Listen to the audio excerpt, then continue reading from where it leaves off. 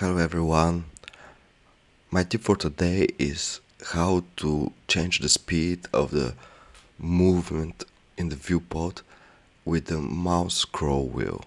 So normally when you move in your scene, you can change the speed here, camera speed. Like that, very slow, or also like that, very fast. But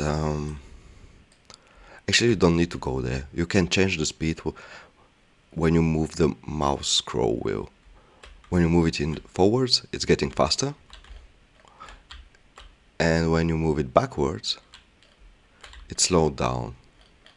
See, now we always stop, and now I move it forwards, getting faster. You also see that here the number of the camera speed is changing. So I use it all the time. It's a very good way of working, and you don't lose time to go up on the corner to change the number of the camera speed. So I hope it can be helpful for you and make your workflow faster.